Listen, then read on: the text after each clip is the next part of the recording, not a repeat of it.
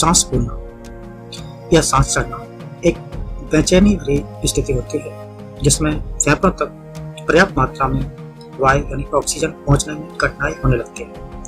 आपके दिल या फेफड़ों से संबंधित कोई भी समस्या आपके सांसों में बाधा डाल सकती है। सांस फूलने की समस्या कुछ लोगों को अचानक कुछ समय के लिए होती है और कुछ लोगों को लंबे समय तक यह समस्या बनी रहती है, जिसमें कुछ हफ्ते या उससे ज़्यादा का समय भी लग सकता है।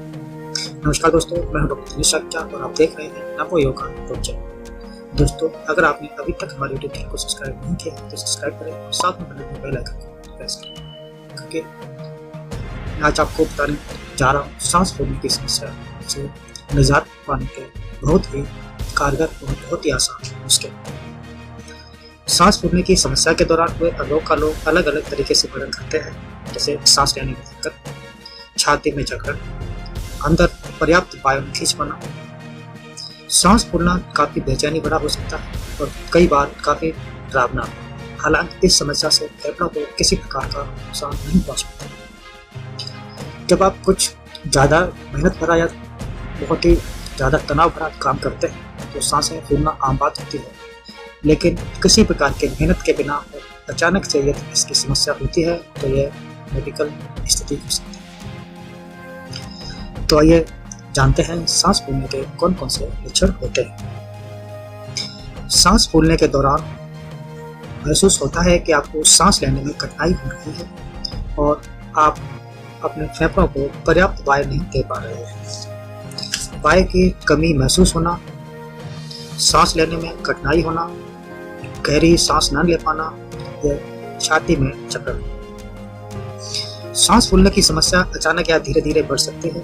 अचानक से होने वाली सांस फूलने की समस्या कुछ ही मिनट में विकसित हो जाती है तथा यह बुखार, चकत्ते, खांसी जैसे लक्षण के साथ हो सकती है। सांस फूलने की क्रोनिक समस्या में घर के किसी भी काम को करते समय सांसों में कमी का अनुभव होने लगता है, जैसे एक कमरे से दूसरे कमरे तक चलकर जाना, एक पोजीशन या एक स्थिति में खड़े रहना हो सकता है। शरीर के पोजीशन को बदलना भी कई बार इस स्थिति या सांस फूलने की समस्या में भी परिवर्तन ला सकता है।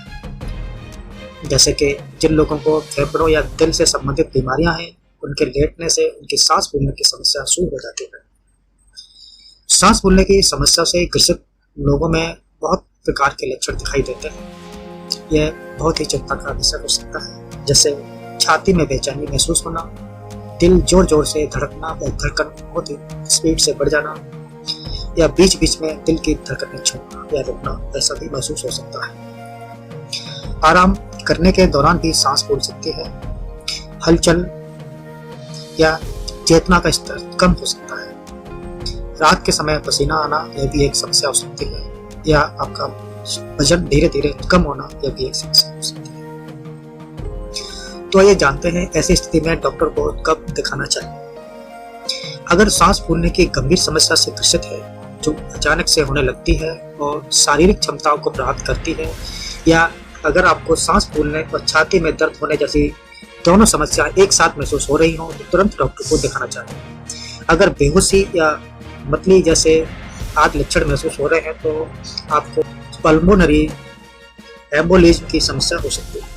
अगर सांस फूलने की समस्या के साथ आपको ऐसा लग रहा है कि सीधे लेट जाने पर सांसें लेने में कठिनाई हो रही है, बुखार, ठंड लग रही है या फिर खांसी उठ रही है, तो सांस लेने पर सीने में से घबराहट की यानी घरघराहट की आवाज़ आ रही है, पैरों और टखनों में सूजन हो रही है या पैर सूज रहे हैं, या सांस लेने की कठिनाई पहले से अधिक बदतर हो रही है, तो ऐसी समस्या में आपको तुरंत डॉक्टर को दिखाना चाहिए।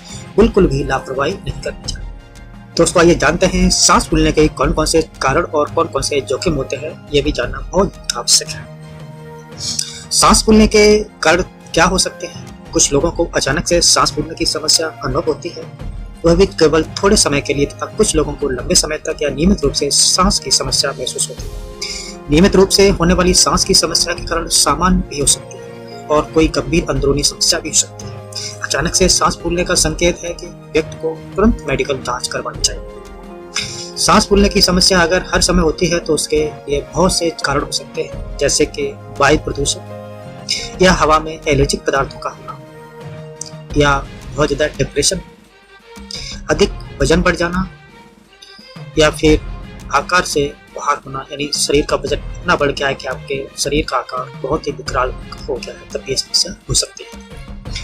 इसके अलावा धूम्रपान करना और अधिक तापमान बढ़ना, शरीर का अधिक तापमान बढ़ जाता है, तब भी सांस फूलने की समस्या हो सकती है। या फिर अत्यधिक और जोरदार व्यायाम, जब आप बहुत ही ज़्यादा व्यायाम कर लेते हैं या बहुत ही स्पीड से व्यायाम करते हैं, तब ये समस्या हो सकती है। नियमित रूप से सांस फूलने की समस्या किसी अत्यधिक गंभीर स्थिति का संकेत भी हो सकती है, जो दिल व फेफड़ों को प्रभावित करती है।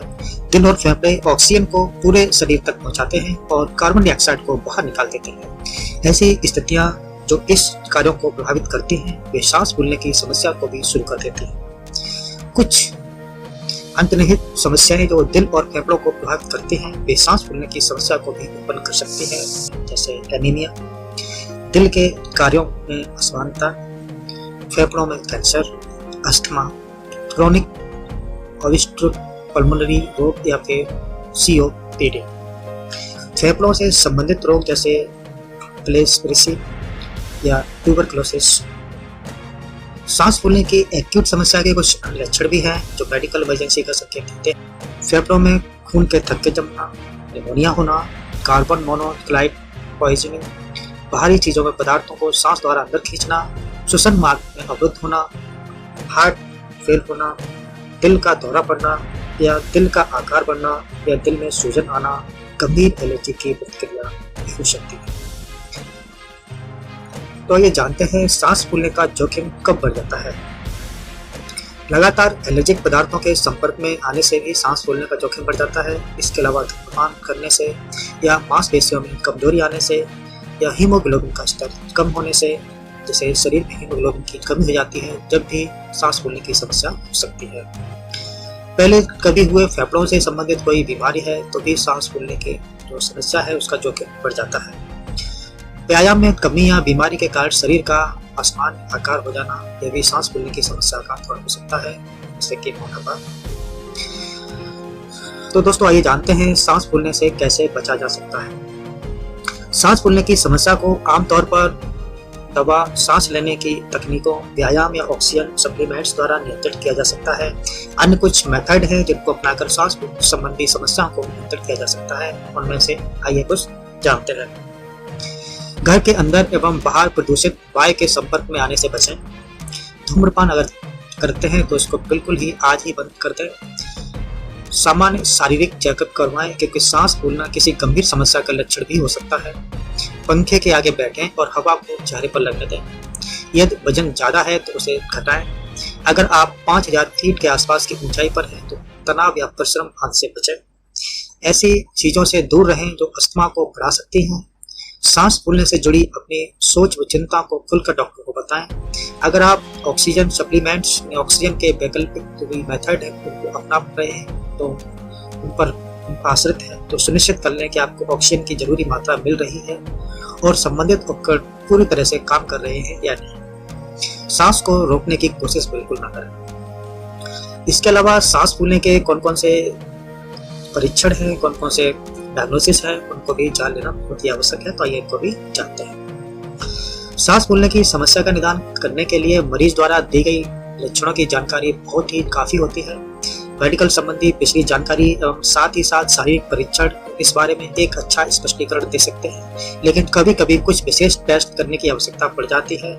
कुछ प्रकार के जो डायग्नोसिस हैं, जैसे छाती का एक्सरे या CT स्कैन, निमोनिया और फेफड़ों में खून के थक्के आदि की जांच करने के लिए ये टेस्ट बहुत ही आवश्यक होते हैं, तो इनको करा लेना चाहिए। इसके अलावा ECG दिल के इलेक्ट्रिकल सिग्नल्स को मापा जाता है ECG के माध्यम से, तो इसको करा लेना चाहिए। ये सिग्नल दिल के धड़कन की गति और दिल के दौरे से संबंधित जानकारी देते हैं, तो ये बहुत ही आवश्यक है।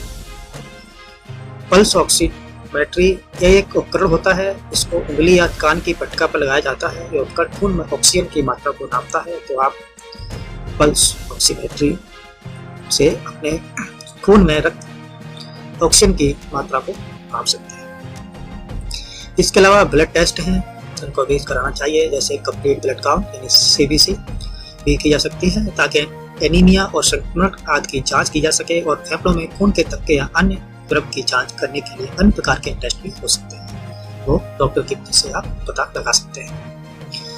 इसके अलावा आइए जानते हैं सांस फूलने का इलाज कैसे किया जाता है। सांस फूलने की समस्या का इलाज उसके कारणों के आधार पर किया जाता है। जिन लोगों के खून में ऑक्सीजन की मात्रा की कमी होती है उनको प्लास्टिक नेजल स्प्रे या प्लास्टिक मास्क का उपयोग करके ऑक्सीजन सप्लीमेंट्स दिए जाते हैं। गंभीर मामलों में विशेष रूप से जब मरीज पर्याप्त तेजी से और गहराई से सांस न ले पाए तो ब्रीथिंग वेंटिलेशन द्वारा मदद मिल सकती है, जिसमें एक ट्यूब को सांस नली में डाला जाता है या मास्क का इस्तेमाल किया जाता है। अगर मरीज को पता हो कि उसके सांस संबंधी समस्या का कारण क्या है और वे यह भी जानते हो कि समस्या कोई मेडिकल इमरजेंसी नहीं है तो उसको घर पर भी बहुत से मेथड के माध्यम से दूर किया जा सकता है। तो आइए उनको भी जानते हैं। जिसमें से एक है व्यायाम। कुछ प्रकार के व्यायाम सांस फूलने की समस्या को उपचार करने में मदद कर सकते हैं। लेटने या खड़े होने में आरामदायक पोजीशन ढूंढना सांस फूलने की समस्या को कम करने के लिए काफी मददगार हो सकती है। अगर समस्या चिंता या तनाव के कारण है तो विशेष रूप से इसका इस्तेमाल करना बेहतर होता है।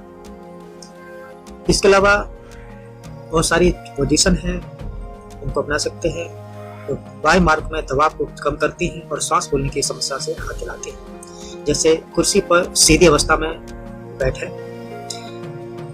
दीवार पर पीठ लगाकर उसके सहारे खड़े होना और कमर को दीवार की तरह सीधा रखना, पैरों से वजन कम करने के लिए हाथों को मेज पर रखें और शरीर का झुकाव हाथों पर रखें, सिर व घुटनों के नीचे तकिए लगाकर लेटें। दोस्तों, पंखे का इस्तेमाल बहुत ही लाभदायक होता है। जैसे पंखे के आगे हवा के दबाव के सामने बैठना, इससे ऐसा महसूस होता है कि जैसे अधिक मात्रा में हवा अंदर जा रही है। सांस फूलने की समस्या में उपचार काफी मददगार होता है। इसके अलावा पेट द्वारा गहरी सांस लेना कुछ लोगों में सांस फूलने की समस्या में सुधार ला सकती है।